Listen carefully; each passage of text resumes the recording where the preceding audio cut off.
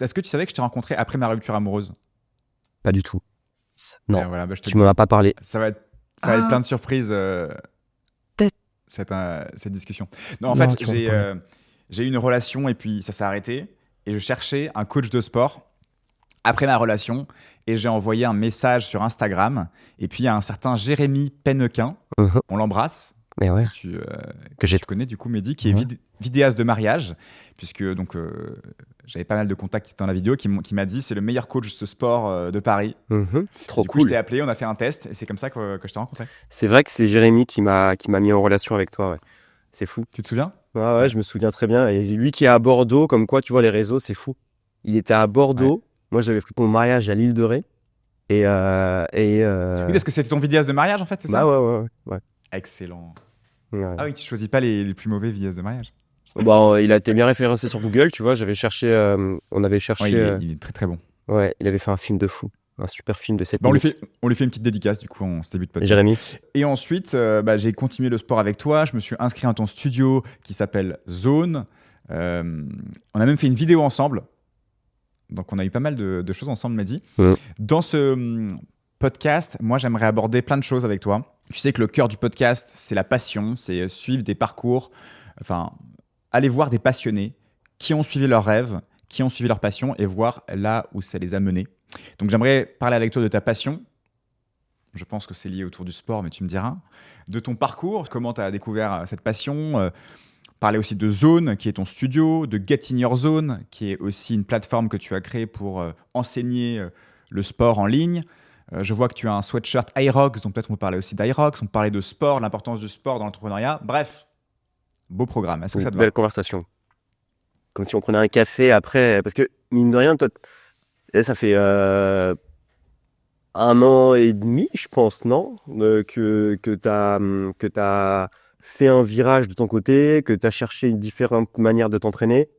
On t'a accompagné jusqu'à il y a 1 an et demi, je crois, et même il y a 2 ans. Ouais, Et donc, c'est cool ouais, parce exactement. que je suis curieux aussi de voir comment t'es toujours touché par le sport et tout. Et donc, les gens aussi qui nous écoutent vont pouvoir capter tes hacks via le sport. Je fais toujours beaucoup de sport, mais c'est toi le GOAT du sport, donc on va pouvoir en parler, ça va être génial.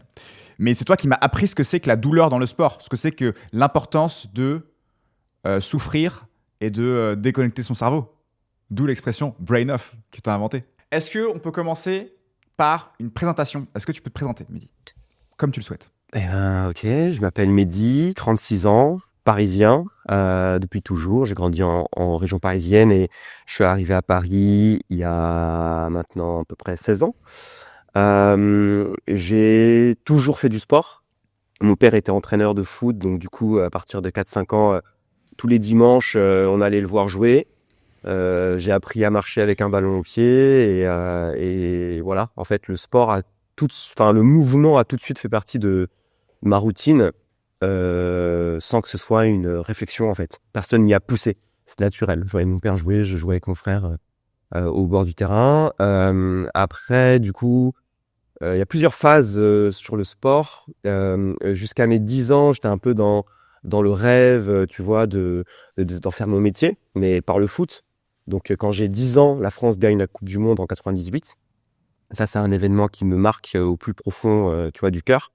Parce que, bon, Mehdi, mon père Kabyle, je m'identifie tout de suite à Zidane qui vient de là. Et du coup, je me dis, mais en fait, s'il peut le faire, s'il peut faire des trucs fous, bah, genre, moi aussi, je vais faire des trucs fous, c'est obligé. Et vraiment, la flamme, ma flamme s'allume, ma flamme sur le sport et le Impossible is nothing, qui est en plus le slogan d'Adidas à l'époque, tu vois. Genre, elle arrive là, tu vois, en 98. En 98, j'ai 10 ans, je suis né Ok. en 88. J'allais Euh, justement te poser ta question, c'est d'où vient cette flamme? Quelle est ta flamme? Mais tu y réponds, donc vas-y, je te laisse. Ah ouais, t'as vu, En je me suis dit, 98. en y reprenant, je me suis fait, tiens, j'ai dit non, ton podcast. Ouais, non, Mais déjà, je 98, savais pas que c'était via le football déjà, moi, tu vois. Donc on apprend des choses. c'est le foot qui m'a mis en mouvement, en fait. Et après, quand t'as l'habitude de sanctuariser une pratique, tu sais, tous les lundis, tous les mercredis, tu vas à l'entraînement, les samedis, t'as match, bah, déjà, tu sais, t'as un planning, en fait. T'as l'école toute la semaine, et après, t'as ces moments-là qui sont des rendez-vous, qui pleuvent, qu'il fasse soleil, qu'il fasse 1 degré, que les terrains soient givrés, il y avait entraînement. Et nous, je me rappelle, c'est vraiment quand le terrain était glacé qu'on pouvait pas y aller parce que c'était dangereux. de jouer sur des terrains super glacés, c'était déstabilisé. Mais cette notion de quoi qu'il arrive, il pleut, tu vas à l'entraînement, quand tu as 10 ans, 12 ans, 13 ans et que c'est ancré, c'est le meilleur en tout cas, c'est le plus beau, c'est la plus belle routine qu'on a pu m'offrir quand j'étais petit. Que j'ai pu m'offrir aussi parce que c'est ce que j'ai kiffé faire, le foot. Donc voilà. Après, passent les années où Donc juste en 98, t'avais quel âge? J'avais 10 ans. Et tu t'es dit, en 98, quand t'as vu Zidane et que t'as vu l'équipe de France gagner la Coupe du Monde, tu t'es dit, je veux être footballeur professionnel. On est d'accord, c'est bien ça. Je veux faire rêver les gens. Je veux rêver. Ok. Je veux, tu vois. Tout est possible, quoi. Enfin, tu sais, c'est Dragon Ball Z. En plus, c'est à l'époque Dragon Ball Z. Donc, tu sais, tu penses que t'es un Super Saiyan. Enfin, tout se confond. Et en fait, tu te mets à rêver grand. T'as pas de limite, t'as pas de frontières. Et ça, c'est vraiment un truc qui est resté vraiment tout le temps. J'étais persuadé que j'étais fait pour faire un truc fou. Bref, après, la réalité revient. Du coup, il y a le talent qui te dit gentiment que tu seras pas joueur pro. Donc, tu comprends vite que tu seras pas joueur pro, petite désillusion. Mais je me rappelle vraiment comme si c'était hier que finalement, il a fallu après que je trouve une sorte de nouvelle quête, un nouveau truc qui me fasse vibrer. J'étais pas une lumière à l'école, pas du tout. J'étais vraiment juste à la moyenne tout le temps. Mais j'ai pas des parents qui m'ont vraiment poussé sur cette partie-là et de moi, j'y allais pas vraiment. Donc j'étais tout le temps sur les facilités, quoi. Les profs me disaient toujours oh, Mehdi, cool. Oh, Mehdi, ça te passera bien pour lui, mais cool. Voilà. On se fait pas de soucis pour lui. Voilà. Je passais toujours à 12,5 de moyenne, tu vois, ce genre de choses. Ouais, comme moi. Et au talent, quoi. A du potentiel, mais n'exploite pas tout son potentiel. Exactement. En cours, en tout cas. Ouais, en cours. Mais tu sais, quand après, moi, j'ai grandi dans une banlieue en zone d'éducation prioritaire. Donc, du coup, on avait pas mal de services. Tu sais, pendant les vacances d'été, les vacances scolaires, on avait des centres multisports et tout. Et du coup, le sport faisait toujours partie un petit peu de nos... Enfin, c'était soit le sport, soit tu zonais. Ok. Rien à voir avec le fait que zone. Non, pas du tout, rien à voir. C'est pas la zone. Mais fais des références à ces marques tout le temps, tu sais. Non. Ok. Le drop naming toutes les 2 secondes. Non, mais du coup, ouais, le sport a été vraiment important. Du coup, à un moment donné, donc le temps passe. 15 ans, 16 ans, 17 ans, je commence à lâcher le foot. Je passe plus en mode musculation pour gagner en musculation, alors que je trouvais pas ça à la base hyper intéressant de se muscler pour se muscler. Tu sais, je me disais. Pourquoi tu fais de la musculation à ce moment-là? Pourquoi je fais de la musculation? Parce que j'avais un corps de lâche. Non, je déconne. Non.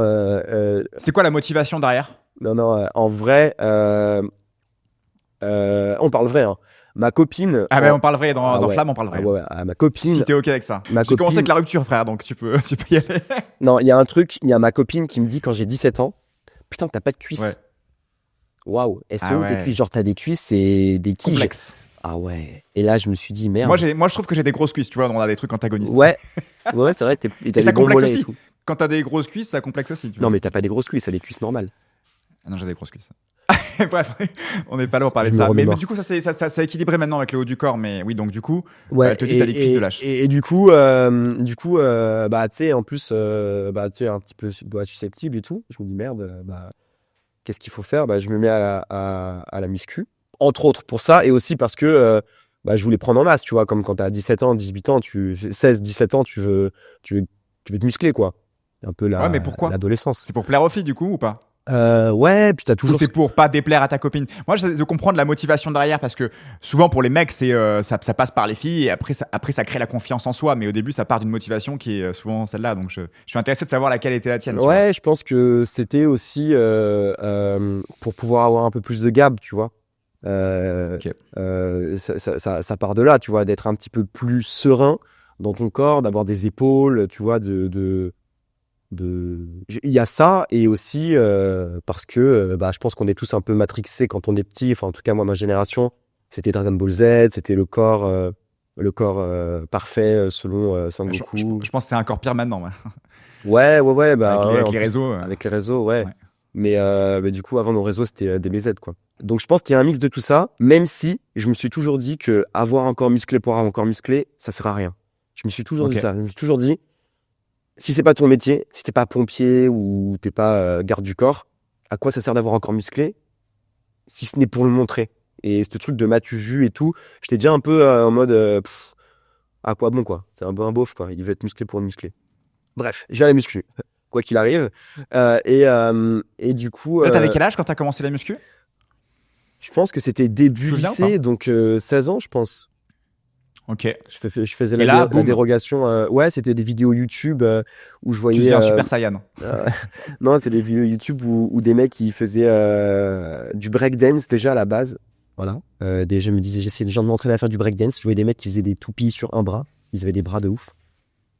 Ok. Donc à la base, c'est vraiment ça. Je me suis dit, putain, faut que je fasse du breakdance parce que les mecs qui font du breakdance, ils ont des corps de malades. Et progressivement, j'ai vu que ça marchait pas le breakdance dans ma chambre. Donc du coup, je suis parti vers la muscu. Et ouais, voilà. Premier truc de muscu comme ça. Après, ce qui a vraiment changé, quand je faisais du foot, j'avais un grand dans la cité, il s'appelait Sekou. Et un jour, je vais pour taffer à Paris. Voilà. Et je le croise dans le RER. Et je lui dis, bon bref, on se raconte un peu nos vies. Et bon, lui, il était hyper fort en foot, donc c'était un peu l'exemple. Et je fais, ah, tu fais quoi là? Il me fait, bah là, je vais donner un cours de fitness. Du coup, moi, fitness, c'est vraiment genre pas du tout le mot connu là où j'étais, hein, pas du tout. Je me dis comment ça? Il me fait, ouais, bah c'est trop bien, c'est au Club Med Gym. Énorme. Et j'ai passé mon diplôme dans cette salle, j'étais en stage là-bas. Je fais, ok, mais c'est quoi le métier? Bah en fait, tu donnes des cours de fitness et t'entraînes les gens à faire du sport. Et dans ma tête, c'était que prof de PS qui pouvait faire ça. Sauf que moi, prof de PS, j'avais pas du tout les notes adéquates. Et c'est ça aussi qui a été un petit peu mon drame quand j'étais jeune, c'est que j'ai tout de suite dit au prof, quand il me demandait qu'est-ce que tu veux faire plus tard, à la fin du collège, je lui disais, bah moi je veux être acteur ou prof de PS. Du coup, les profs, ils disaient, ok, bon déjà en note, tu peux pas aller en bac S, enfin tu peux pas aller en première S, c'est pas possible, en seconde plutôt. Et acteur, bah là, ils étaient en mode, ouais, enfin, trouve-moi un vrai métier, s'il te plaît. Mais j'étais vraiment dans mes rêves, quoi. Enfin, tu me demandes ce que je veux faire, premier degré, je dis je veux faire acteur. Ah, c'est Euh, très bien. ouais, Tout est possible en vrai. Donc c'est bien que tu dises ce que tu as envie. Et souvent, après, les profs, ils sont là pour te ramener sur la réalité, parfois un peu trop violemment. ouais, Mais c'est ouais. bien de croire en ses rêves aussi. J'avais fait un peu de théâtre quand j'étais petit, de 12 à 13 ans. Bref, ça t'est toujours resté un peu dans ma tête. Je kiffais le fait d'être sur scène et tout. Bref, le prof me dit ça, c'est mort. Prof de PS, vu tes notes, c'est mort aussi. Ok. Bref, il y a ce pote que je croise qui me dit qui fait ça.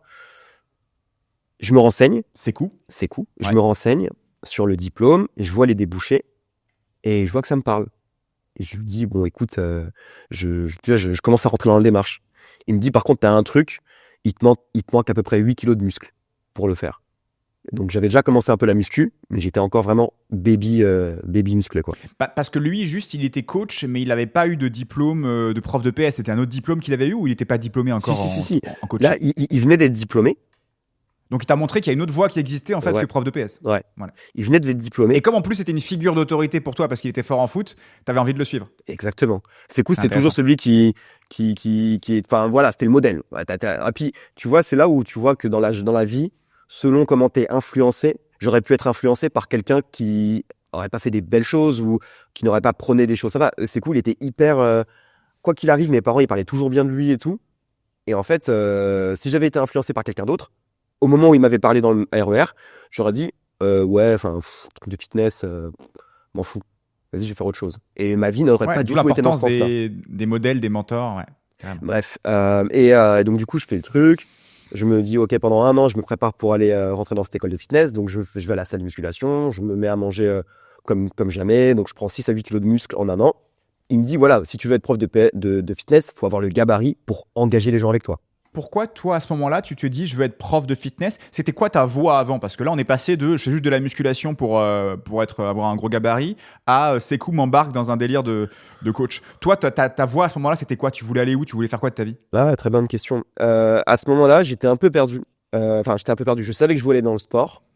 Et je venais d'avoir mon bac pro. Donc, j'avais un bac pro, comme je te disais, j'avais tout eu borderline. Donc, j'ai eu mon bac pro pour avoir un bac.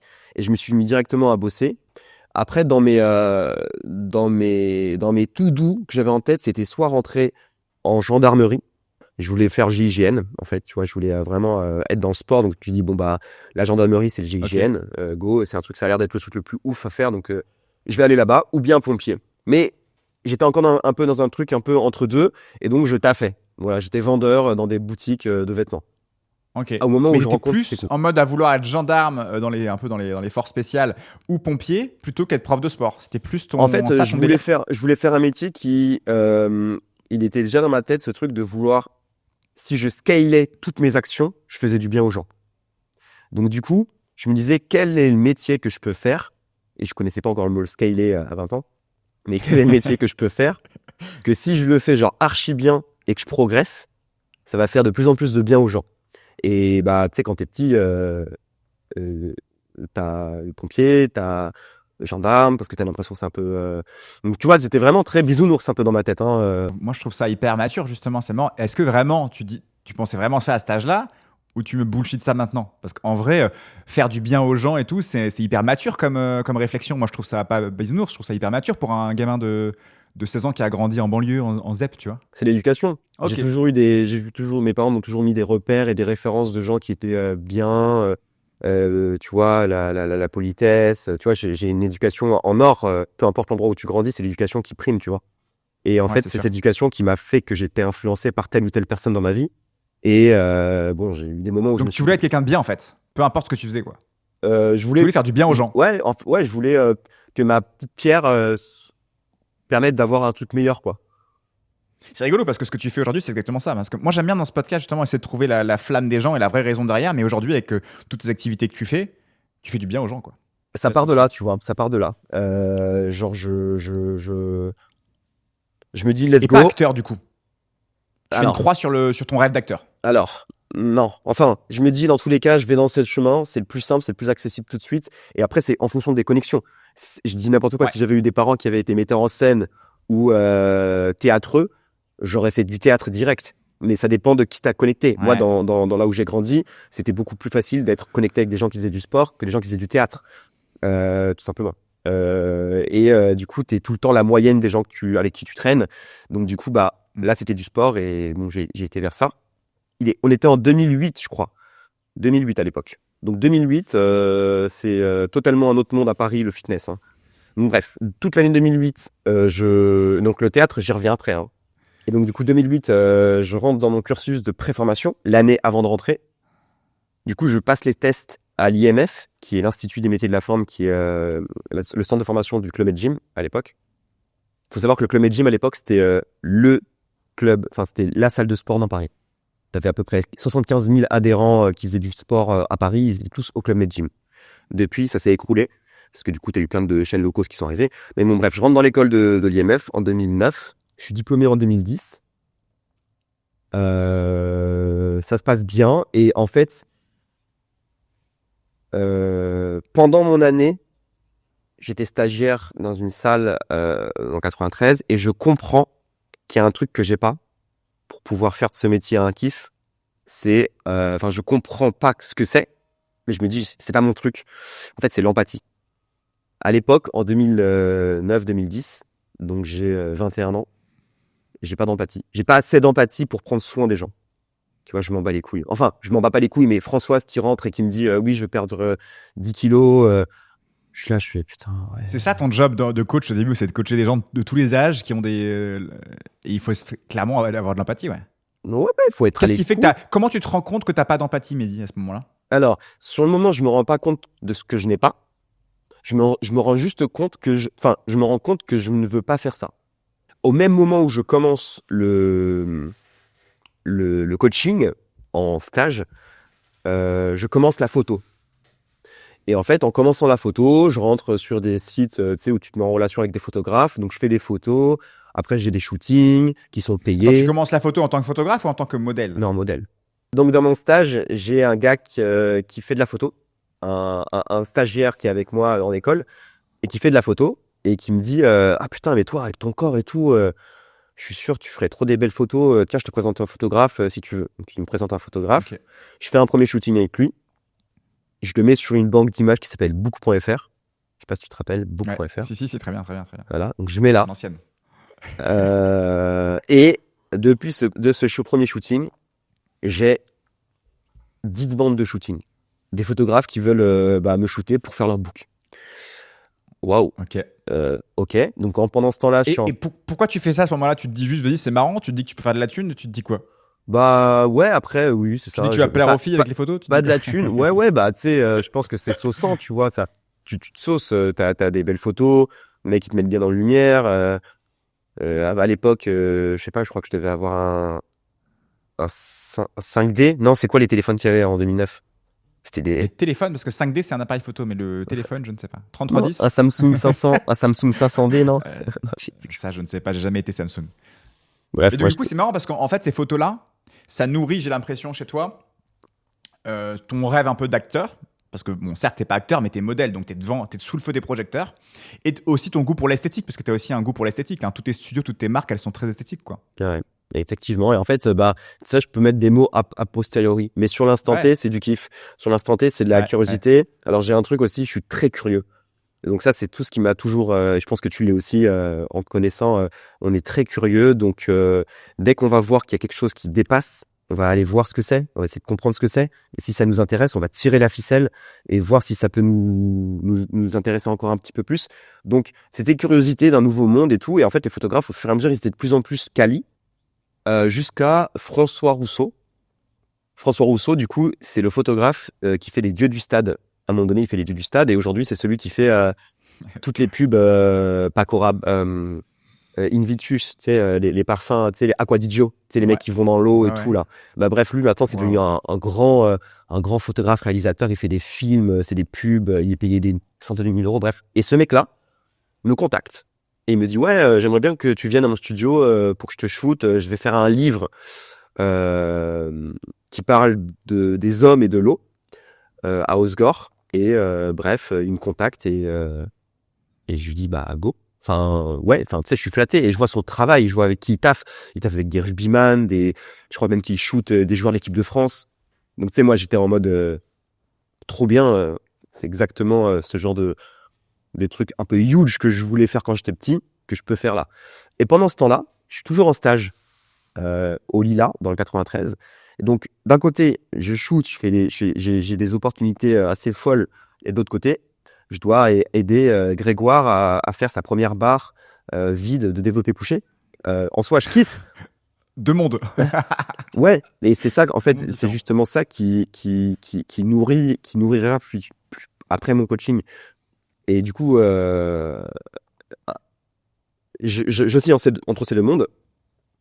Arrive la fin de l'année d'école, et je comprends que quand tu travailles au Club Med Gym, donc là, j'arrive sur le côté pécunier. Entre-temps, je commence déjà à enchaîner des cachets de photos. Donc, tu vois, en une heure, je peux toucher 200 euros pour tu vois, un catalogue et sur facture. Et mon tuteur de stage me disait que aujourd'hui à Paris, le coaching, il est saturé. Donc ça, c'était en 2009. Il me disait, non, mais Mehdi, à Paris, le coaching, c'est saturé. Laisse tomber. En gros, reste chez moi. Tu sais, c'était vraiment le N'écoutez mec... pas les gens qui disent ça, hein, juste, hein, parce que voilà. Ouais. Écoutez-vous, Mais juste, et écoutez les gens qui essaient de casser vos rêves, parce que moi aussi, on m'avait dit que le monde de la vidéo était saturé quand j'ai lancé ma chaîne YouTube. Et comme Ouais. quoi, en fait, selon qui t'écoute et l'impact que cette personne, moi, c'était mon tuteur de stage. Et quand il me dit, Ouais. cherche pas, le coaching à Paris, c'est saturé, ils courent tous après des clients, il y en a plus. Et du coup, moi, je me dis, ok, là, comment dire, la vérité que je connais, c'est ce mec. Donc, si ce mec me dit que c'est saturé, bah, il y a pas à chercher. Et en plus, j'ai vraiment pas un gros amour pour le coaching et je suis plus attiré par le monde, tu vois, du mannequinat, tu vois, de l'action et tout. Ok. Je cherche pas à comprendre. Genre, dès que j'ai mon diplôme, j'arrête le fitness. Je garde un ou deux clients Ok. et je fais Ok. 2 ans de travail scénique au laboratoire d'acteur. Du coup, Dingue. je rentre en école d'acteur. À quel Euh, âge? et là, c'est 2010, donc j'ai 22 ans. Ok. Donc, de mes 22 ans à mes 24 ans, je bosse sur scène, face caméra, avec une coach qui te détruit en 2 secondes, qui te dit non mais tu penses que t'es beau, mais en fait un acteur, on s'en fout de sa beauté, c'est sa vérité. Tu peux retourner faire tes shootings si tu veux. Ici on veut pas de mannequins, on veut des acteurs. Tu vois, et en fait la meuf elle te détruit quoi. Mais un peu comme dans les films, quoi. Et du coup, moi, j'ai vu des nanas se faire rétamer, pleurer sur scène parce qu'elles disaient, mais en fait, t'es sûr de vouloir faire ce métier? C'était peut-être plus simple d'être serveuse, non? En plus, À la tu peux dure, prendre quoi. des pourboires et tout, Ok. tu vois. Ouais, donc voilà, vraiment, vraiment un truc à la dure. Pendant 2 ans, j'ai le cursus. Donc, je passe directement avec le groupe pro. Parce que du coup, à la première, au premier casting, je fais genre, j'ai fait 50 théâtres quand j'étais petit. Et je voulais tout de suite rentrer dans le groupe pro pour choper tout de suite les gros hacks. Donc ça passe, on devait apprendre un texte et le réciter face caméra. Donc ça passe, je rentre directement dans le groupe pro. Et là, là c'est à nouveau une sorte de stage. Mais là, c'est plus le fitness. C'est vraiment, tu bosses avec, t'avais des chanteurs de Roméo et Juliette, Damien Sargue, je sais pas si tu te rappelles. Ouais, bien sûr. Lui, c'était mon collaborateur de travail. Et donc, du coup, tu te mets à parler et à dealer avec des gens qui ont vraiment des ambitions de carrière dans le monde du cinéma, dans le monde de la pub. Toi, t'as des mecs qui disaient là, ouais, voilà, moi, je suis très commercial. Du coup, j'aimerais davantage partir sur des courts-métrages parce que du coup, je peux facilement vendre une voiture avec Renault. Donc, les mecs, ils faisaient des gros tournages Renault, tu vois, des pubs. Bref. Donc, ça, c'était mes nouveaux collègues de travail. Mais j'avais mon Donc c'est diplôme de rigolo parce coach. que juste tu passes de cette de ce truc pour le fitness qui a d'ailleurs en fait jamais été une passion. La musculation et tout. T'as fait de la musculation parce que tu voulais avoir un meilleur corps. Ensuite, il y a Sekou qui te parle de coaching. Mais ça t'a jamais vraiment plu. En fait, ton vrai rêve, c'était l'acting. Et donc là, tu repars vers l'acting. À ce moment-là, en tout cas, de ta vie. Ouais. On est d'accord que ça t'a jamais vraiment fait kiffer la musculation, en fait. J'ai l'impression. En Ou je me fait, trompe. non, ouais. En fait, la musculation, je peux très bien vivre sans. Il y a un truc que j'ai appris avec la musculation et qui m'a beaucoup servi, c'est quand j'ai décliqué que, en fait, à force de volonté, tu pouvais pousser une barre plus lourde que ce que ton corps peut pousser actuellement. Ok. Ouais. Et du coup, Ouais. à partir de cette action qui part juste de ta volonté, hein, pas de tes compétences, et ben en fait, tu pouvais choper de nouvelles compétences, donc de nouveaux muscles. Donc ça me fait kiffer. Parce que je me dis, rien n'est impossible. Genre, il suffit juste que, après, tu transposes ça à des heures de travail. C'est putain, je suis fatigué, je veux rentrer chez moi. Allez, je veux travailler plus, je travaille 2 heures de plus, du coup, je chope des résultats que j'aurais pas chopé si je n'avais pas travaillé 2 heures de plus. C'est la même chose que sous la barre de développé couché, tu, soit tu t'arrêtes quand c'est difficile, et c'est ce que font beaucoup de gens, pour ça qu'ils progressent pas, soit tu transposes. Tu vas chercher la extra rep. Ouais, et puis surtout, tu te projettes. Tu te dis, non, je ne peux pas rester à cet état-là. Du coup, je dois faire l'extra mile. Et c'est pousser Ouais. plus fort. Et du coup, ça fait serrer les dents. Et à force d'être convaincu que tu vas le faire, tu le fais. Et en le faisant, tu gagnes du muscle. Et je me dis, Ouais. si cette action mécanique te fait croître, eh bien, en fait, tout le reste, c'est la même chose. C'est que des actions Oui. mécaniques. Si tu restes assis plus longtemps devant ton ordinateur, focus 1 heure de plus, tu auras plus de résultats que toi si tu t'arrêtes au moment où tu te dis je suis fatigué. Et ça, je le chope très vite. Cette notion-là, je le chope très vite et après, je le retrouve un peu tout le temps dans toutes les personnes que je vais rencontrer. Genre le photographe qui veut me shooter pour son livre. Je comprends qu'il fait toujours des tests, il fait toujours des tests lumière, compagnie. Je me dis putain, ça doit être chiant. Et en fait, je me dis, ouais, mais s'il s'arrêtait au moment où c'était chiant et qu'il n'avait pas le rendu, Ouais. il aurait les photos que tout le monde a, en fait. Et bref. Mais à ce moment-là, en tout cas, quand tu arrêtes le coaching, tu te dis quoi? Tu te dis, ça me saoule, en fait, ça me sert à rien, j'ai pas envie de faire ça. Ou tu te dis peut-être que ça va jouer un rôle dans ma vie plus tard, le sport. Ou tu te dis, j'en ai marre de la musculation, le coaching, ça m'intéresse plus. En plus, le mec, il m'a dit que c'était bouché. Ouais, Go, acteur. Tu te dis quoi à ce moment-là? pour le moment, je me dis pas, je vais le garder plus tard. Après, il y a un élément important, c'est que du coup, je quitte ma meuf de l'époque. En fait, pendant de mes 17 ans à mes 22 ans, allez non, de mes 17 ans à mes 21 ans, je sors et du coup avec la même copine. Et à la fin de mon école de fitness, je romps. Et pendant 2 ans, Ok.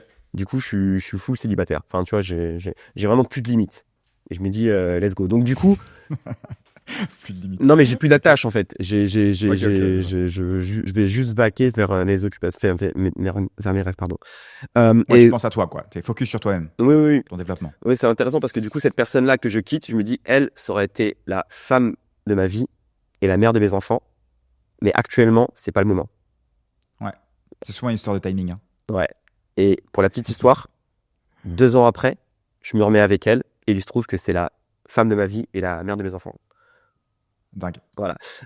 Et donc du coup pour le coaching c'est pareil. Enfin tu vois c'est un peu le même truc. C'est que je me dis bon écoute j'ai le diplôme en poche, c'est déjà super. En culture G, je sais comment fonctionne le corps, je sais m'entraîner, je sais faire de la masse musculaire et tout ça. Et ça me servira toujours. Et effectivement, mon premier client que je chope, c'est un jeune patron de médias qui s'appelle Melty à l'époque. Je sais pas si tu connais melty.fr. Alexandre Malch. Ouais, tu connais? Oui, bah, il est assez connu dans le monde des médias. Eh ben, À l'époque, en tout cas, c'est un entrepreneur qui faisait beaucoup parler de lui. ouais. Eh ben, c'était mon premier client. Et on s'est connus En coaching. en coaching, ouais. C'était mon tout premier client Ok. et c'est le seul client que j'ai gardé pendant 2 ans. Je faisais du théâtre et j'avais quelques coachings. Heureusement, parce que du coup, il fallait bien gagner sa vie. Donc, j'avais quelques coachings individuels Ok. et dont Alexandre Malch. Et qui lui aussi a été une grosse source d'inspiration parce que je voyais ce qu'il faisait quand il faisait des millions, quand il Bien sûr. développait sa marque sur plein de pays, la manière Avec avec laquelle. Melty. Ouais. Melty, ouais. Donc voilà, en parallèle, j'avais ça. Et du coup, ouais, je me disais, allez, je fais all-in sur l'acting parce qu'il y a que comme ça que tu peux percer. Ouais. Et pourquoi ça n'a pas duré finalement? Bon, entre-temps, il y a eu l'ouverture d'Abercrombie Fitch à Paris. Donc du coup j'ai été casté dans la rue et du coup j'ai fait l'ouverture avec du coup plein de gens, plein d'Américains, genre torse nu dans la boutique et tout. Ouais. De là, il y a un agent scout qui m'a repéré, qui m'a fait voyager à Shanghai pendant 5 mois en tant que mannequin et comédien.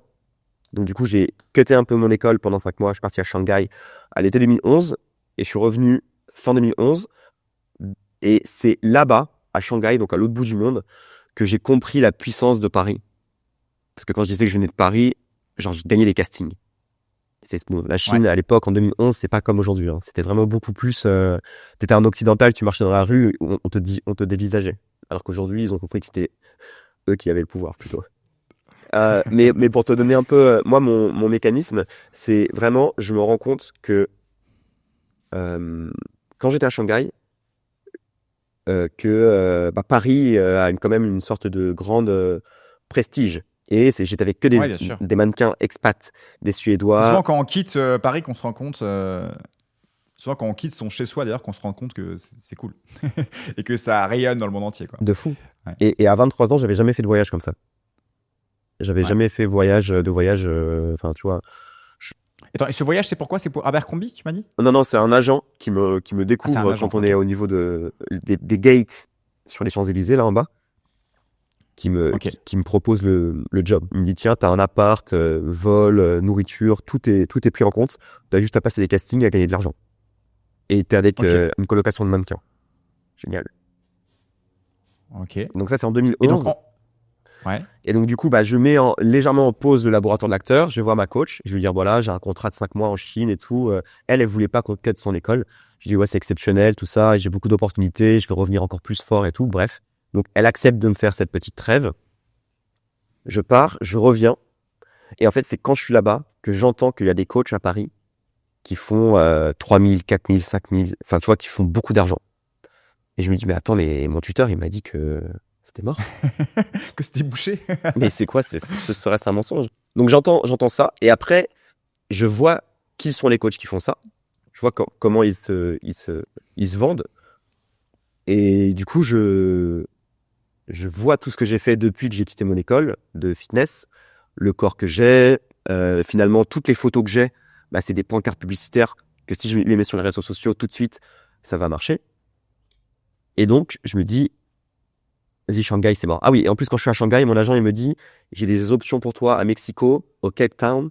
En fait j'aurais très bien pu continuer à faire modèle de grande ville en grande ville en fait. J'aurais pu faire Shanghai. Ouais, mais toi, au final, juste si on fait un petit focus sur ce truc d'acting là, toi à la base, tu voulais être acteur, pas modèle. Donc en fait, tu t'es fait reléguer au rang de modèle sans le vouloir ou non, et alors du coup, ça te plaisait plus parce non. que du coup, tu me parles d'école d'acting et là finalement, tu finis modèle au bout du monde. Ouais, alors le modeling c'était une opportunité. En fait, pendant l'école d'acting, tu comprends le process et du coup la prof. Il y a beaucoup d'acteurs qui font modèle, j'imagine. Ouais. Non, pas forcément, mais c'est juste qu'elle nous dit. Ah ok. Tout le monde veut être mannequin, tout le monde veut être acteur. Mais il n'y a qu'un seul rôle. Oui. Et tu comprends les subtilités du métier. C'est t'as quelques directeurs de casting qui marche et qui compte, si ils te voient et que t'es pas bon et que t'es pas prêt, Oui. t'es cramé pendant 3-4 ans. Ils ont pas le temps, en Ok. fait. Ils voient tellement de gens. Et j'ai flippé, en fait, hein, clairement, pendant mon école d'acting. J'ai vu des actrices galérer à 31 ans. Donc, Oui. moi, j'en avais 22. Et Ouais. la prof qui lui disait, mais tu vois, c'est difficile, hein. T'es serveuse à temps partiel parce que tu veux pas louper un casting. Bah, c'est pas évident comme métier, hein. C'est la meuf, elle était limite, j'ai envie de dire, mais Ouais, mais mon en Dieu, gros, c'est au marrant. secours. Dans ta vie, tu as eu beaucoup affaire à des gens qui t'ont dit c'est bouché, c'est difficile, etc. Et ça, c'est les trucs qui peuvent te tuer tes carrières. Parce qu'au final, oui, certes, c'est compliqué d'être acteur. Mais si tu donnes tout et que tu as la flamme en toi, encore une fois, que tu pousses au max, tu as une chance d'y arriver, quoi. Donc, toi, tu Exactement. as quand même rencontré pas mal de personnes qui t'ont un peu démoralisé, quoi. Ou qui t'ont un peu, voilà, qui t'ont un peu dit que c'était pas possible. Ouais, ou qui t'ont mis leur réalité, qui t'ont parlé de Ouais, leur c'est leur réalité, réalité à eux. de leur Exactement, réalité, c'est tu leur vois. peur. Ouais. Moi, Bref. pour revenir en arrière, quand je dis à mon père, papa, je vais faire une école de fitness, mon père me dit, mais qu'est-ce que c'est que ça? Oh là là, mais tu veux pas faire quelque chose de plus, tu vois, il connaissait pas le fitness. Et en fait, si je m'étais arrêté à la déception que mon père a eue quand je lui avais dit que je fais une école de fitness, je me serais dit, et du coup, je me suis dit, mais c'est mon papa, tu connais rien, merci beaucoup, merci pour ton point de vue, ciao. Tu vois, j'étais un peu en petite confrontation avec mon père à cette Ouais. époque. Mais bon, tu vois, t'as des gens qui ont des points de vue légitimes. Donc, cette coach de théâtre, elle a un point de vue qui est très fort parce qu'elle a accueilli dans son école Tahar Rahim. Je sais pas si tu connais. Ouais, bien sûr, j'adore. Donc, j'adore. juste avant le prophète. Et Un d'ailleurs, moi, j'ai prophète, ouais. connu cette école une fois que Tahar Rahim a fait le prophète et je cherchais une école et j'ai vu qu'il avait fait du coup le laboratoire d'acteur et j'ai été là-bas parce que j'avais vu cette référence. Bref. Donc, du coup, je comprends que le théâtre, c'est 5 ans à 10 ans de travail, de réseau. Et après, quand tu commences à écouter des acteurs comme Shining Tatum, qui était un peu à l'époque, du coup, les acteurs auxquels je m'identifiais de par le corps et tout ça aux États-Unis, le mec disait, moi, on m'a dit en école que j'avais 10 ans pour devenir un bon acteur. Et à part des mecs qui percent dès le plus jeune âge comme Matt Damon ou des choses comme ça, tu comprends qu'en fait, oui, c'est ça, c'est qu'il y a un process, ça dure 10 ans, à condition de faire un all-in. Tu vises ça. Ouais. Tu vois, même des mecs comme Gilles Lelouch. Gilles Lelouch, il a pas tourné au début. Il a eu besoin de créer ses propres films, des courts-métrages dans lesquels il se mettait pour pouvoir percer. Et parce qu'au début, ça fonctionnait pas pour Gilles Lelouch. Aujourd'hui, il est bankable. Ouais. Mais t'entends tous ces trucs et tu te dis, bon, c'est quoi le chemin le plus facile là? Est-ce que c'est de charbonner 10 ans sans gagner d'argent? Parce que t'as ça aussi, hein. Tu dis, est-ce que je vais attendre 30 ans pour me construire une vie par passion des planches? Ou est-ce qu'il y a un moyen peut-être plus rapide pour faire de l'argent vite et te sécuriser? C'est vraiment le côté sécurisé. Ouais. Bah oui, le corps, enfin tu vois, mon esthétique et le coaching en fait.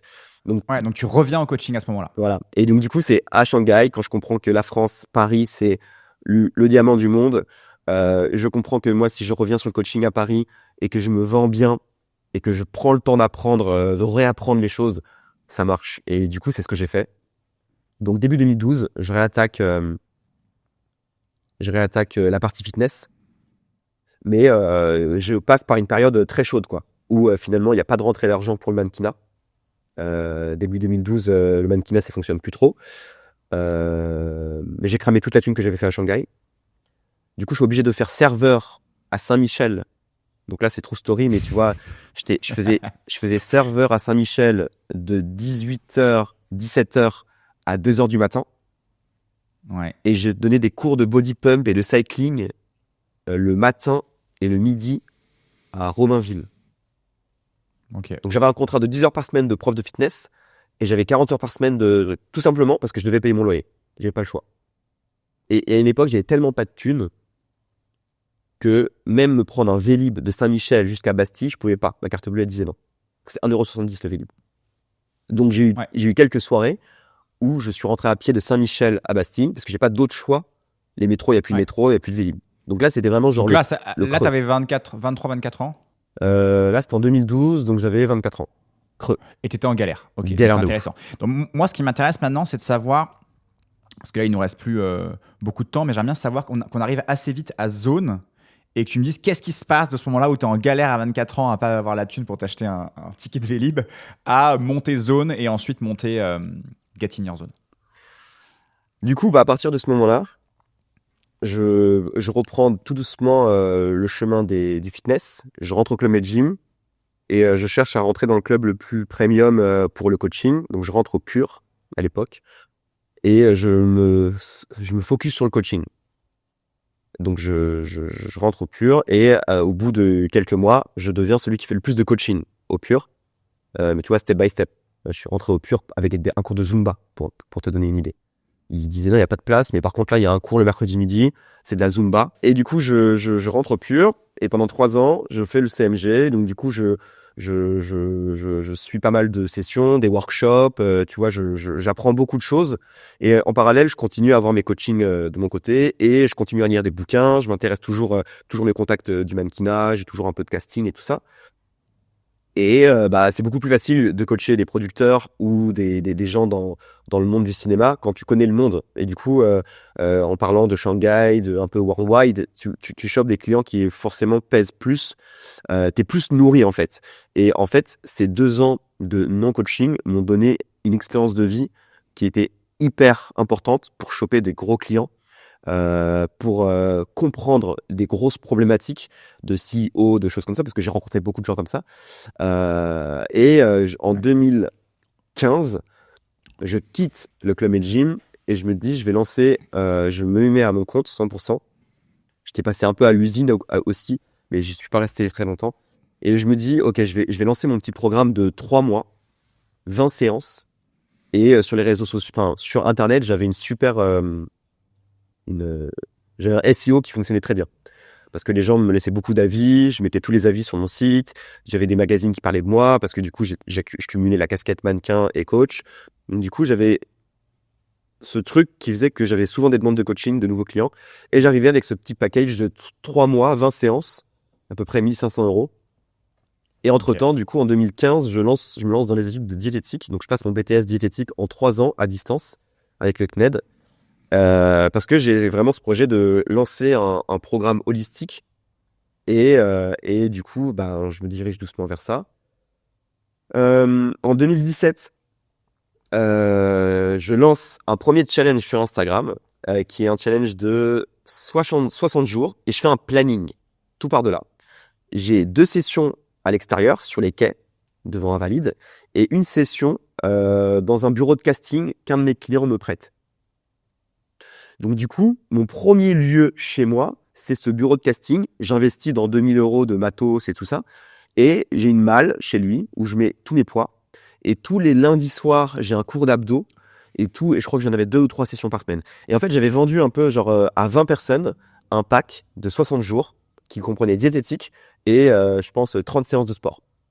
Et finalement, tout le monde le fait. Donc moi, j'ai des petits small group training qui sont pas chez moi, mais chez ce client. Et au bout des 60 jours, ils disent, on continue, on va pas s'arrêter, c'est comment? Et du coup, je continue comme ça pendant 8 mois, jusqu'au moment où j'ai l'opportunité de récupérer un local commercial de 60 mètres carrés en bas de chez moi, que je récupère. Parce que je me dis finalement, si j'arrive à rassembler 5 à 7 fois dans la semaine des groupes de 10-15 personnes, alors qu'il n'y a pas de douche, c'est chum, enfin tu vois... Qu'est-ce qui m'empêche de le faire à une adresse physique? Et je pense que d'après mon réseau, cette adresse va après rassembler plus de gens et tout ça. Donc je me lance. Et à l'époque, j'ai des clients qui mettent dans l'opération 350 000 €. Donc du coup, je m'associe. Et pourquoi ils mettent 350 000 €? Parce que du coup, c'est le coût des travaux.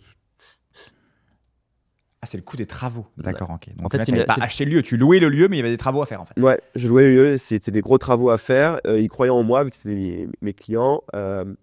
Et je m'associais avec eux. Et finalement, on lance ça en 2019.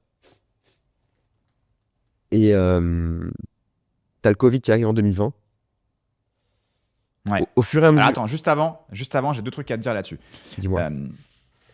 Moi, j'ai encore du temps. La Je vois première... qu'il est midi, mais je te dis que j'ai jusqu'à 40. Ouais, carrément, on a encore du temps, toi. mais ça m'intéresse de réagir là-dessus parce que, en fait, un de tes talents quand même, c'est de réussir à t'entourer des bonnes personnes. En fait, via le sport, qui est ton truc, quoi, tu as réussi quand même à tisser un réseau de dingue, quoi. Et donc, c'est comme ça que tu as rencontré Alexandre Malch, que tu as rencontré d'autres gens et que tu t'es dit peut-être aussi un jour, c'est possible de moi aussi être entrepreneur, d'apprendre de ces personnes-là. Et même à la fin, c'est eux qui vont investir dans ton business. Donc, c'est fou, ce talent que tu as de t'entourer de personnes. Et je pense que c'est une des clés de ta réussite. Et deuxième chose, juste quand tu lances Zone, donc ça s'appelle Zone, ta première salle. D'ailleurs, c'est toujours une salle, ta salle. Tu te dis quoi? Tu te dis, je veux... ta vision, c'est quoi? Tu te dis juste, je veux monter une salle, où tu sais exactement où tu veux aller. Voilà. Comment tu as réfléchi quand tu as commencé à faire ton programme de 3 mois de 20 séances, ton challenge d'Instagram? Dans ta tête, il se passait quoi à ce moment-là? Tu disais, je veux être entrepreneur, ou tu disais juste, je veux gagner de l'argent, tu disais quoi? Déjà, je me disais que être coach, tu vois, j'ai été coach pendant 4 ans sur mon scooter, qu'il fasse beau, qu'il pleuve ou autre, à aller de client en client. Donc, je pouvais avoir jusqu'à 6-8 clients par jour et toutes les 45 à 60 minutes, je bougeais d'un client à l'autre. Et je me disais, bah, c'est cool quand tu as 28 ans, 30 ans, mais quand tu es père de famille, moi je voulais construire ma famille, tout ça, c'est pas évident en fait, parce que du coup les gens te demandent sur leurs heures creuses, qui sont des heures de temps de vie en fait. Il y avait des clients à 7h, à 8h, à 9h, des clients ils m'appellent à 18h30, 19h30, 20h30.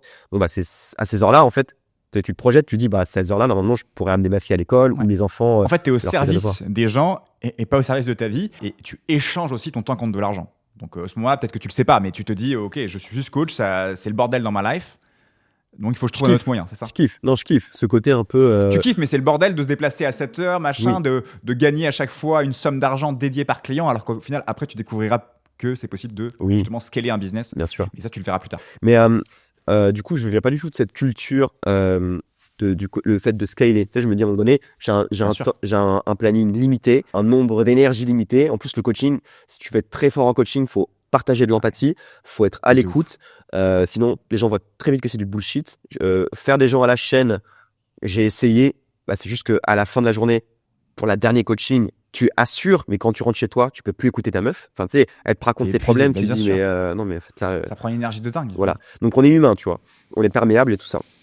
Bref. Donc, du coup, ce programme de 3 mois, je me dis, bon, les gens, ce que je voyais aussi dans les salles de sport, c'est que les gens s'abonnaient et que les patrons de salles de sport se disaient, j'espère qu'il viendra pas.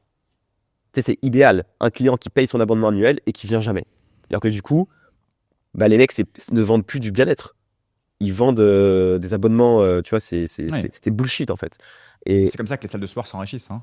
Et les gens, les nouvelles résolutions de l'année, ils s'inscrivent et après ils vont plus à la salle et ils lâchent pas leur abonnement. Les salles low cost, les salles low cost beaucoup parce que tu as toujours une galère pour des abonnés, faut envoyer un mail, tout ça, un accusé de réception, bref. Mais moi, je voulais pas faire ça. Je voulais vraiment genre un truc franc, honnête, et je disais peut-être que tu as besoin de 3 mois dans ta vie pour apprendre à prendre possession de ton corps et à et avoir ton permis de conduire du corps. C'était ça un peu ce que je vendais aux gens. Et c'est ça qui les faisait beaucoup, du coup, qui faisait beaucoup des transformations. Je disais aujourd'hui, au bout des 3 mois, tu vas savoir comment manger, comment faire du sport en fonction de tes priorités, ton planning, compagnie. Et quand tu auras appris ça une fois, tu n'auras pas besoin de les réapprendre. Et c'est ce qui faisait que je pouvais leur vendre c'est ce qui faisait que les programmes étaient entre 300 et 600 euros par mois. Et que les gens, je leur disais, le permis de conduire, à l'époque, tu as payé 1200 euros, mais tu l'as payé une fois. Et du coup, c'était un peu c'était ma promesse. Sauf que les gens, après 3 mois, ils reprenaient 3 mois, et puis reprenaient 3 mois, et puis reprenaient 3 mois. Et puis avec le petit local qu'on avait, je pouvais pas faire de cours illimités, le planning était très très très restreint, tout ça. Bref. Donc c'est ça qui est derrière Zone. Et donc je trouve le nom Zone parce que je me dis, en 2018, 2019, je me dis, je pense que les gens, ils ont besoin d'avoir des moments dans leur journée sanctuaire. Et donc je veux créer une zone où en fait tu rentres dans ta zone. Et comme quand tu rentres dans ta salle de sport, tu mets ton casque, tu es dans ta zone, tu es dans une zone safe, tu vas t'entraîner et ça te fait du bien, tu vois. Tu te recentres avec toi-même. Au début, je voulais appeler le lieu centre. Le centre. Pour dire aux gens, recentre-toi. Mais du coup, j'ai gardé le nom zone. Et après, zone, parce que les zones corporelles, tu vois, tout ça. Ouais. Donc ça vient de là. Ok, et ensuite, alors, zone, tu lances ce studio-là et ensuite, tu me dis, il y a le Covid qui arrive. Alors maintenant, peut-être que tu peux m'expliquer qu'est-ce qui s'est passé pendant le Covid et quels étaient tes futurs projets entrepreneuriaux, parce qu'après, tu as lancé Get in Your Zone. Ouais. Peut-être que tu peux nous raconter ça. Alors, un petit alignement de planètes. Bon, bah, au studio Zone, on avait quelques personnes qui étaient célèbres, des influenceurs, tout ça. Et en même temps, pendant ce temps-là, avec mes associés, ça se passait pas hyper bien parce que je me rendais compte qu'on n'avait pas les mêmes valeurs. Et ça, c'est hyper important quand tu fais un projet avec quelqu'un, que ce soit ta future femme, ton futur mari, faut que les valeurs soient communes. Sinon, c'est bizarre, ça fonctionne pas en fait. Si t'as pas les mêmes valeurs, c'est mort. Et donc du coup, moi, je me suis associé avec des rentiers et j'ai compris ce que c'était que une mentalité de rentier et qui ne pouvaient pas forcément sortir de leur zone de confort, quand je leur parlais parfois mais vous allez voir, c'est ça le futur, obligé, nanana, ils me disaient mais qu'est-ce que tu peux en savoir? J'ai dit, justement, c'est mon métier d'entrepreneur, de prévoir le futur, de l'anticiper. Ouais. Puis je leur disais, mais en fait, ma plus-value avec vous avez les thunes, moi j'ai des talents. Ouais. Ma plus-value, c'est justement ça. C'est d'oser, c'est de tester les choses, compagnie. Oui, mais c'est facile de tester quand c'est pas tes sous. Et du coup, je me disais, dans ce cas, ne soyez pas des investisseurs. Tu vois? Voilà, et en fait, c'était un talk de sourds. Et je me disais, putain, fuck. Et donc là, il y a le confinement qui arrive. Et toi, Louis Fouché, quelques semaines avant le confinement, tu me parles de ton école que tu vas lancer et un business en ligne. Bref, exactement. Je lance le L'école confinement. Grain que j'ai lancé le 5 mars 2020, donc 5 jours avant le confinement. Incroyable. Incroyable timing. Incroyable. Donc du coup, tu me parles de ce truc-là, tu lances ton école. Tu me dis, et le confinement n'était pas encore arrivé, on fait un body scan. Tu me dis, ouais, putain, j'ai fait en 3 jours 180 000 euros. Enfin, je sais plus, tu me dis un chiffre de ouf. Je me dis, quoi?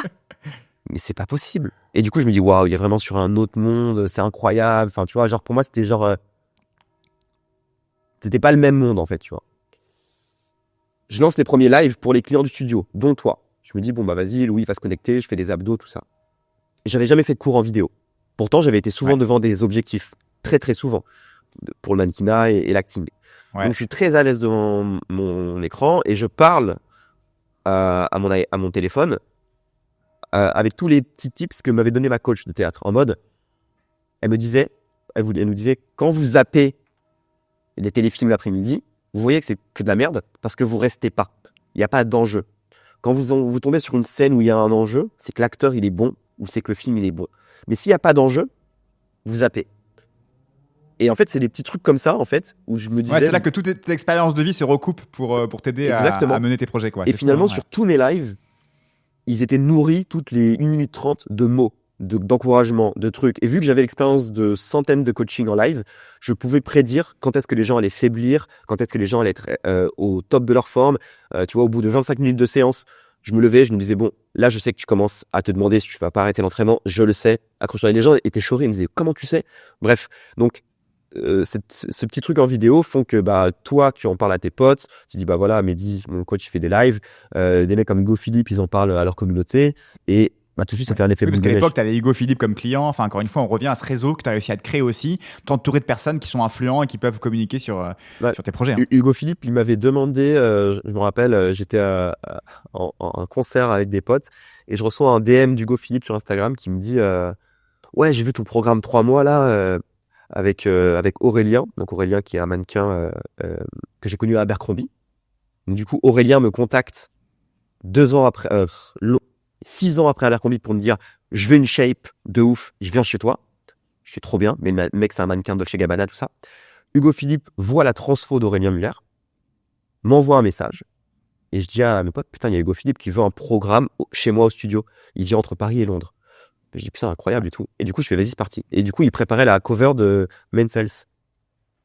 Et du coup on prépare sa cover, il vient au studio et du coup je lui fais l'expérience zone tout ça et donc il kiffe. En 2019 et après donc il y a le Covid et forcément il nous partage sur ses réseaux. Mais c'était quand même Hugo qui nous avait contacté initialement quoi. Et du coup boule de neige, je t'appelle, je fais bon Louis qu'est-ce qui se passe là? Là j'ai trop de gens qui viennent, j'ai plein de gens qui me demandent un programme, qu'est-ce que je dois faire? Et là, tu me dis, ce que toi, t'as fait pour Grain, tu me dis, crée une landing page, collecte un maximum de mails, et tu Je m'en fais, souviens, ouais. et tu fais une offre, tu établis un prix. Et j'avais pas du tout en ambition de créer une plateforme au début, hein. C'était un de mes projets, parce que je me disais, Bah de oui, toute c'est façon, cool. avec ce business qui fait 70 mètres carrés, il va falloir que je digitalise le truc, mais j'étais encore trop dans le flou, tu vois. Je sais pas ce que j'allais faire. Ça, c'était début 2020. Bref, accélérateur. Toi, tu me donnes directement le best practice. Du coup, je crée cette landing page. J'accumule les mails. À la fin de chaque live, je dis, bah, n'hésitez pas, rentrez votre mail là, je vous tiens au courant. À la fin du confinement, je crois que j'ai 7000 ou 8000 mails Non, mais c'est hallucinant. archi qualifiés. Hallucinant. Sur l'ensemble du confinement, je pense qu'il y a 800 000 personnes uniques, 800 000 comptes uniques qui viennent sur nos réseaux. Je lance l'offre. Donc, c'était 299 € à l'époque, à l'année. Et je fais 40% de réduction pendant 3 jours. Et là, c'était incroyable. Bah là, en Et fait, là, combien bah là, d'argent ça fait? bah là, ça a C'est fait pas indiscret. un peu moins de 300 en 3 jours. Ouais, 300 000 euros. Et là, du coup, j'ai mes associés. Et je leur ai dit, bon, les gars, là, jusqu'à maintenant, j'étais sur le coaching physique. Je m'étais associé avec vous. Euh, à présent, là, on part sur un autre truc. Là, je mets en avant mon corps. C'est un autre type de skills. Je joue avec les gens, avec la caméra, compagnie. C'est d'autres compétences. Ça vaut pas les mêmes choses. Ah si, ça vaut pareil. D'ailleurs, c'est inclus. Et en fait, on avait fait un vieux pacte d'associés. Enfin, moi, Oh j'avais là tout là. mis dedans. Je crois que si j'avais pu mettre mon héritage dans le pacte d'associés, je l'aurais mis parce que j'étais naïf et j'avais pas un bon avocat. J'avais pas d'avocat à l'époque. Donc, du coup, quand vous faites une association, prenez votre avocat, même si c'est votre meilleur pote, surtout si c'est votre meilleur pote, prenez votre avocat et construisez des choses en fonction de vous. Parce qu'en fait, quand c'est écrit, bah c'est trop tard en fait. Donc du coup, bah j'étais un peu baisé. Enfin, du coup, j'étais un peu lié, mais du coup, je n'avais pas, il me donnait pas du tout envie de continuer l'expérience avec lui. Il me faisait pas rêver. Enfin, tu vois, il y a pas mal de choses qui sont enfin, tu vois, puis même les valeurs qui ne matchaient pas. Donc du coup, j'ai créé une autre société. Ouais. Cette autre société a hébergé Get in Your Zone. Et après, on est passé du coup en confinement, deuxième confinement. Moi, je me rendais compte que c'était plus possible dans ce local. On n'avait plus de place par rapport à toute la demande qu'on avait. Je me suis séparé d'eux en rachetant leur part. Donc, ça m'a coûté à peu près 400 000 €. Donc, j'ai payé parce que du coup, on avait suffisamment. Et j'ai rebondi. J'ai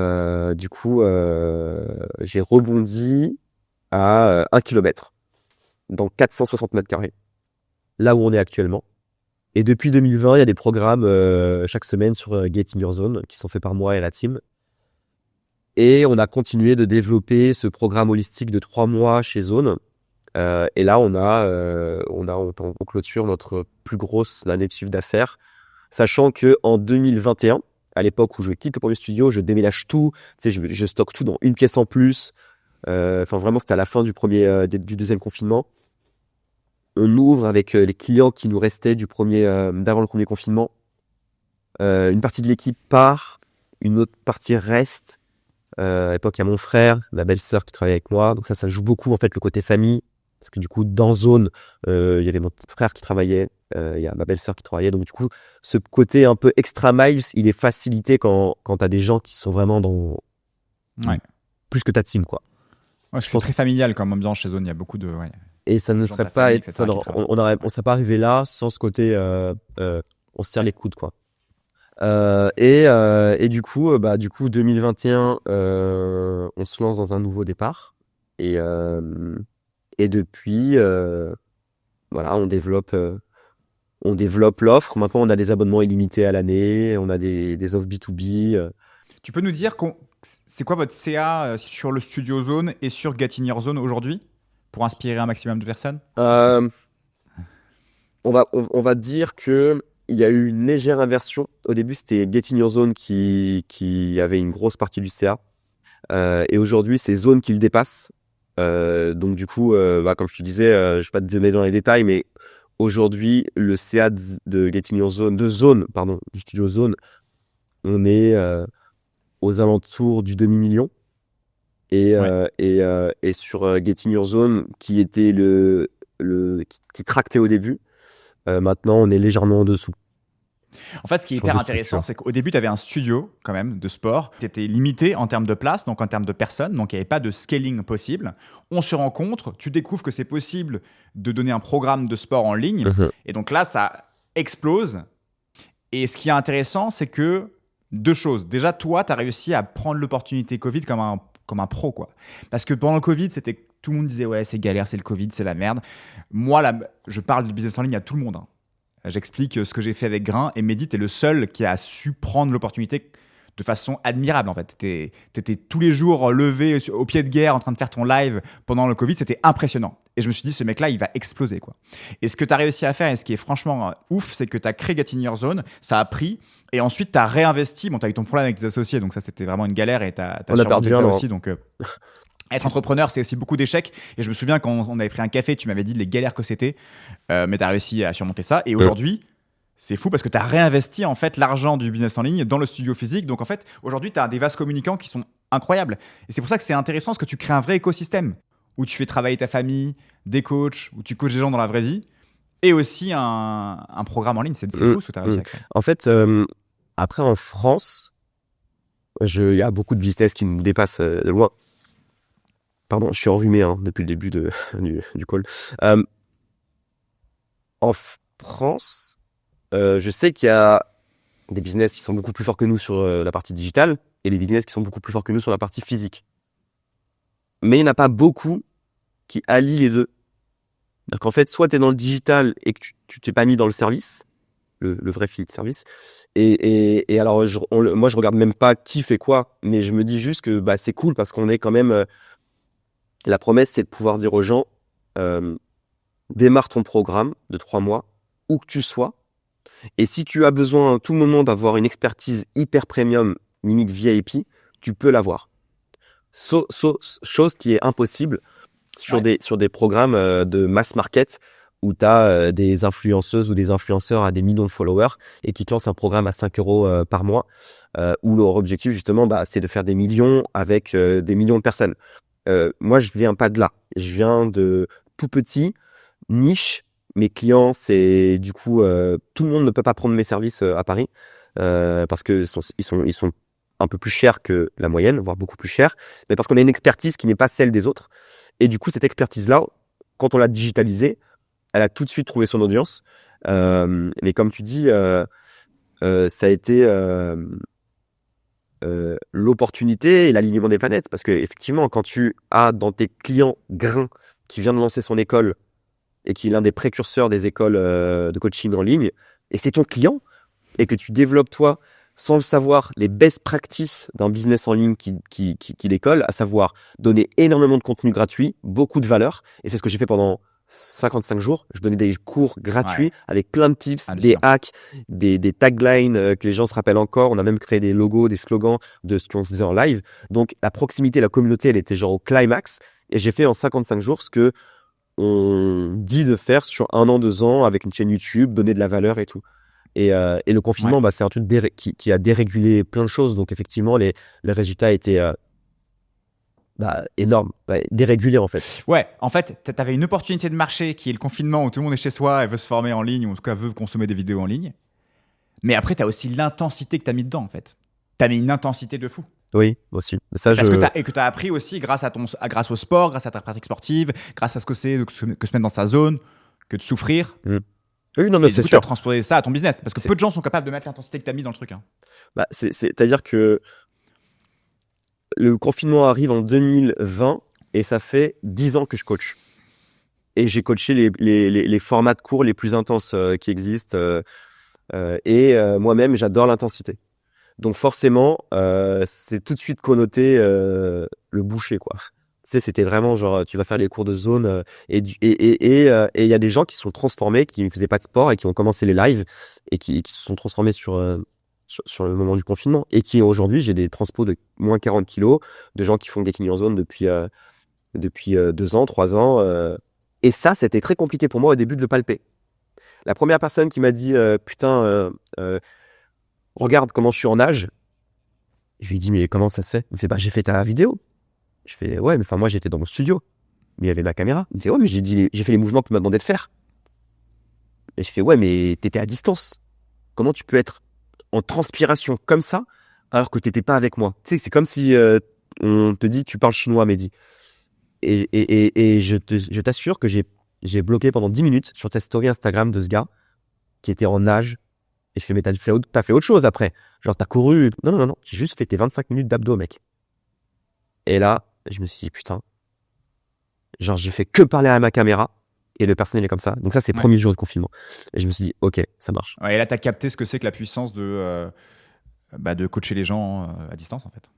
Ouais. Que tu peux le faire, en fait. Tu peux le faire. Et c'est vous, est-ce que tu peux le faire en sport? Et toi, tu croyais que c'était pas possible en sport, mais il y a des gens qui le font avec des disciplines encore plus what the fuck, type la PNL, l'hypnose, les massages. Des gens qui font des cours de massage à distance. Bref, il y a beaucoup plus de choses qui sont possibles de faire à distance qu'on ne le croit. Et vu que moi, j'étais pas client de ça, j'ai jamais rien payé à distance. J'ai jamais acheté de formation en ligne, j'ai jamais rien consommé à distance. Donc, j'ai pas d'appétence avec ce lien-là. Tu captes vraiment les tendances, Mehdi, parce que du coup, le business en ligne, certes, il y a eu un boom du business en ligne, mais il y a eu trop de en ligne. Et aujourd'hui, ce qui marche, c'est plus le en ligne, c'est le hybride. En fait, c'est avoir justement du contenu en ligne, que ce soit un podcast comme on fait là, des vidéos de valeur comme tu donnes sur Getting Your Zone, et à côté de ça, la connexion dans la vraie vie, en fait. Ouais. Ce qui fait que les êtres humains se rapprochent, bah c'est ça, c'est le lien humain. Donc en fait, c'est ce qui marche aujourd'hui, c'est justement le côté hybride. Et ce que toi, tu as réussi à créer en fait, sans forcément être à la pointe des tendances du business, tu vois, en ligne, ça qui est fou. J'ai encore plein de sujets à aborder avec toi, Mehdi, mais il ne reste plus beaucoup de temps. Je voulais parler de Hyrox, je voulais parler de l'importance du sport quand on est entrepreneur, mais peut-être qu'on pourra te réinviter. Totalement. Mais en tout cas, j'aimerais plutôt focus la fin de cette discussion sur Zone et sur quelques questions de la fin. Zone et Getting Your Zone. Donc. C'est quoi vos projets? C'est quoi la suite? Et peut-être que c'est quoi l'évolution juste depuis, peut-être rapidement, en quelques milestones, en quelques étapes pour que les gens puissent se rendre compte, depuis 2020 jusqu'à aujourd'hui, c'est quoi les étapes cœur qui t'ont mené à ce que c'est aujourd'hui? Et puis c'est quoi le futur?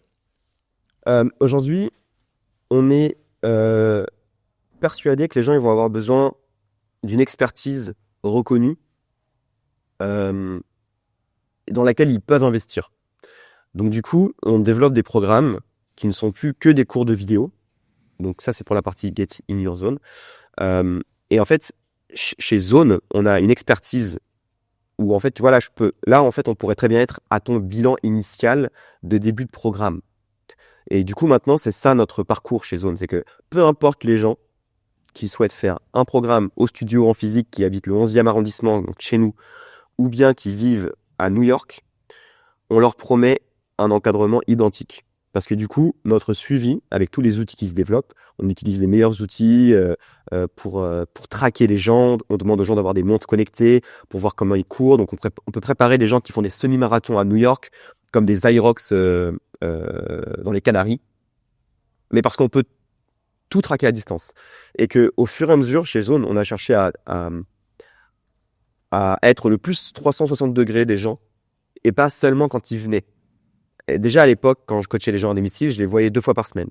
Mais je leur disais, c'est pas les 2 fois par semaine où je rentre chez toi qui vont te transformer. C'est quand tu vas comprendre toute la semaine ce que tu dois manger, les courses que tu dois faire, l'état d'esprit dans lequel tu dois être quand tu vas au supermarché, et compagnie. Donc j'étais vachement dans créer un ancrage quand j'étais avec eux et faire en sorte que cet ancrage les suive sur les 7 jours de la semaine. Et aujourd'hui, Zone, on n'a pas besoin que les gens viennent en physique pour créer cet ancrage. On a besoin d'avoir un vrai talk, de les comprendre, de les écouter. Et aujourd'hui, notre mission, clairement, c'est d'aider les gens à anticiper, à agir et à transformer leur futur. Parce qu'aujourd'hui, le plus gros des talents, c'est d'apprendre à apprendre. C'est de s'adapter. Si les gens ne savent pas s'adapter et qu'ils ne savent pas faire le dos rond, ils vont souffrir. Parce que le monde dans lequel on avance, c'est un monde qui est incertain. On n'est plus choqué de rien, en fait. Tu vois, il y a des guerres. Enfin, j'évite d'écouter trop les infos parce que c'est assez morose. Mais la seule chose qu'on a à faire, notre mission, c'est de se dire comment je peux aujourd'hui préparer mon corps, mon outil, à quand j'aurai 70 ans. Parce que quand j'aurai 70 ans, ça se trouve, j'aurai pas de sécurité sociale, j'aurai personne qui va m'aider. Il va falloir que je marche pendant 10 km pour aller à d'un point A à un point B. Et dans notre confort, qui aujourd'hui est un piège en fait, si on s'endort dans notre confort, on fait du Deliveroo, on a la flemme, il y a des séries qui sont de plus en plus incroyables, qui te disent putain, mais je suis au cinéma ou je suis dans mon salon? Et c'est des séries, les trucs, tu vois. Donc, tu as de plus en plus de chants de sirènes pour devenir un loukoub. et t'affaiblir. Et moi, et alors j'ai rien contre les gens qui sont détentes, tu vois. Mais je me dis, si c'est choisi et compris, parfait. Mais si tu le subis C'est subi. Ouais. de par les push notifications de Apple TV, de Netflix, des pubs que tu vois dans le métro, de TikTok, d'Instagram, là c'est dangereux. Et donc du coup, nous, notre mission, c'est de leur dire, je veux que tu sois capable d'anticiper, d'agir et transformer ton futur. Tu vois, c'est ça. Et pas que tu le subisses. Ouais. Parce qu'avec Ouais, l'IA qui j'adore, va arriver, il y a plein de choses. Et le corps, c'est notre dernier refuge. Et tu vois, il y a plein. Et du coup, notre mission chez Zone, c'est de dire aux gens, tu as 3 mois, peu importe où tu es, pour nous dire ce que tu veux être dans 3 mois. Et nous, on va tout de suite te tabler sur 3-5 ans. Parce que les gens qu'on a maintenant chez Zone, c'est les gens qui sont là depuis 3 ans, 4 ans, 5 ans. Et c'est souvent, moi, j'ai des clients que j'ai depuis l'époque du Club Med Gym, ça fait maintenant 8 ans que je les suis. Quand je les ai connus, ils n'avaient pas d'enfants. Et c'était des indépendants. Maintenant, ils ont des enfants, ils ont des cabinets de dentistes. Enfin, tu vois, ils se développent et le sport, c'est le fil rouge.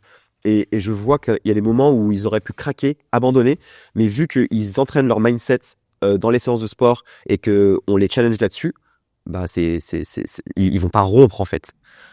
Ce que j'aime dans ta mission, c'est qu'il y a vraiment une notion de prendre le contrôle de son corps, prendre le contrôle de sa vie, en fait. Et pas laisser les événements extérieurs influer dans sa vie. Petite question de la fin, si ça te va.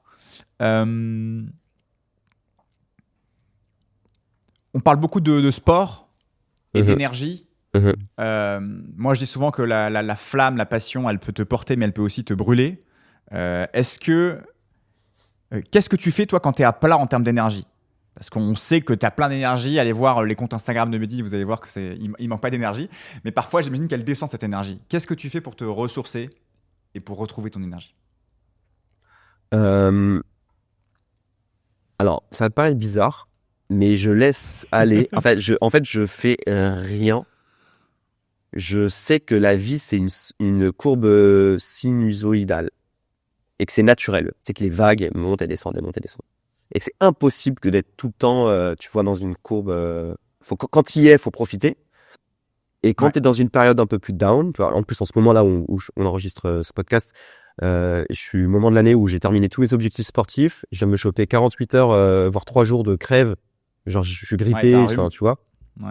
C'est le pire moment de l'année pour faire un podcast pour moi. Mais du coup, là, je sais que, parce que je l'ai vécu plusieurs fois, ça sert à rien de me dire que ma vie, elle est merdique, tu vois. Je me dis juste, ça va arriver, enfin, ça va remonter. Et en fait, c'est la conscience que tout n'est que courbe sinusoïdale. C'est quand tu es en bas, il faut pouvoir projeter ton énergie et tes pensées vers plus haut. Et plutôt que de voir toujours en bas, j'ai donné un exemple. On était, il n'y a pas très longtemps, en galère en termes de trésor. Vraiment chaud. Et alors souvent, quand je dis on, c'est moi, parce que du coup, je suis seul maintenant, c'est un investisseur. Et ça, c'est pas des choses que je partage à mes teams. Genre, je le garde pour moi. Ça sert à rien de leur dire, putain les gars, c'est archi chaud. Mais par contre, j'ai directement été dans l'action de créer du business. Je me suis directement dissocié de cet état qui était négatif d'un point de vue trésor. Et je me suis dit, bon, je vais tout de suite faire des actions, tourner des vidéos, créer du post Instagram pour faire de l'engagement. Et finalement, 4-5 jours, une semaine après, bah, le résultat de mes actions quand j'étais au fond a créé tout de suite beaucoup plus de cash. Et je me suis dit, mais heureusement que j'avais pensé positif quand j'étais dans le creux de la vague. Il y a un truc qui me revient depuis tout à l'heure dans ta vie, en fait, c'est le mot mouvement, quoi. C'est qu'à chaque fois, tu m'as parlé du mouvement pour commencer. Tu m'as dit, ouais, c'est fou parce que dès que j'étais enfant, dans ma routine de foot, j'étais toujours en mouvement, etc. Et là, encore une fois, même quand tu as une situation difficile, tu te mets en mouvement. Le Covid, c'est compliqué, on est confiné, tu as une salle de sport, tu vas faire des lives. Là, tu as des problèmes de trésor, tu vas trouver une solution. Donc, j'ai l'impression que c'est le mot-clé de ta vie, en fait. Ouais. Et tu as aussi une phrase qui est très. Enfin, une image qui est très parlante, c'est que il n'y a rien. L'eau stagnante pourrit, l'eau est faite pour être vivante. Et un torrent ne pourrit jamais. L'eau vive ne pourrit jamais. Et dès que les choses stagnent, ça pourrit. C'est pour ça que je parle souvent je dis souvent qu'il ne faut pas jouer avec notre corps comme si on était des rentiers. Parce que le corps, c'est pas une rente. Ça doit toujours être en mouvement. La seule chose qui pourrit l'esprit, c'est justement la rente. C'est de se dire, je me pose, je bouge plus, ça va tomber. Tu vois, c'est en plus très... j'ai l'impression que les nouvelles générations, elles sont très... à un moment donné, tu vas dépérir, en fait. Si tu dis, c'est bon, j'ai hacké le truc, je mets en place ce truc-là, et boum, ça tombe. Si tu dépéris pas, bah, quelque chose d'autre va dépérir. Ça, c'est pas logique. Dans le cosmos, je pense, dans l'univers, tout est en mouvement. Dès que les choses sont au ralenti, se stoppent, il y a rien qui est à l'arrêt. Donc, quand tu es en entrepreneur, dès que tu commences à chercher à la sécurité, à t'arrêter, à être à l'arrêt, bah, faut accepter que tu aies moins de cash, moins de thunes qui rentrent. Parce que je ne viens pas de là. Parce que si j'avais grandi avec une intelligence financière différente, je me serais dit, mais si, l'objectif, c'est la rente le plus vite possible. Let's go. Allez, on devient rentier. Mais vu que je viens d'un endroit où je me suis vraiment construit de rien à là où j'en suis aujourd'hui, et que l'exemple que j'ai devant moi, c'est le mouvement, bah, je ne peux que prôner le mouvement. Est-ce que tu as une citation préférée? Est-ce que j'ai une citation préférée? Tu peux ralentir, mais ne t'arrête pas. Ouais. Après, il y a Never Back Down, qui est un film que j'ai vu quand j'étais plus jeune. Never Back Down, qui était aussi un mot que je disais souvent pendant le confinement. Et qui dit ne fais pas le dos rond trop longtemps, quoi. Redresse-toi et avance. Pour finir, dernière question de la fin, est-ce que tu as une ressource?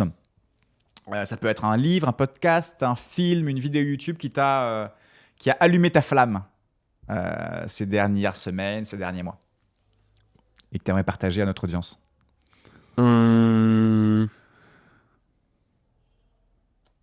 Non, alors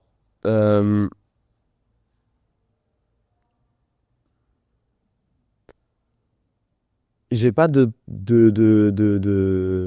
ressources en tant que telles. Quand j'étais plus jeune, j'avais eu un bouquin qui s'appelle Le pouvoir du moment présent. C'était au théâtre, une fille qui m'avait conseillé qui m'avait dit qu'elle lisait ça. Et en fait, c'est un guide d'éveil spirituel, mais qui te fait prendre surtout conscience que toute ta vie, tu as des filtres qui viennent s'apposer, et c'est l'expérience vécue qui te crée des filtres. Si on te dit ah mais lui de toute façon il est comme ça, même si c'est pas vrai, au final à force de l'entendre on te pose une étiquette, et du coup très vite, donc j'avais 21 ans quand j'ai lu ce bouquin, bah il a allé dans le sens, cette révélation de tout ce qui est écrit l'a été sur quelque chose qui à la base est un volcan. Et en fait, on t'a juste mis une croûte au-dessus, et t'as l'impression que cette croûte, c'est une montagne qui bouge pas. Mais cette croûte n'est que les mots que t'as entendus. Essaye de trouver ce qu'il y a au fond, derrière, et prends conscience que tu peux réinventer la forme de la montagne. Et finalement, c'est ce qui me suit tout le temps, en fait. Oui, avec un diplôme de coach sportif, j'aurais pu travailler au Club Med Gym et gagner comme un serveur. Oui, j'aurais pu très bien me satisfaire de coacher des gens sur mon scooter. Mais mon diplôme, en fait, tu façonnes ce que tu veux, en fait. Et le pouvoir du moment présent, c'est un super un chemin initiatique où pendant que tu le lis, tu découvres les strass et tu unlocks, tu réponds à des questions. Et par l'expérience, en fait.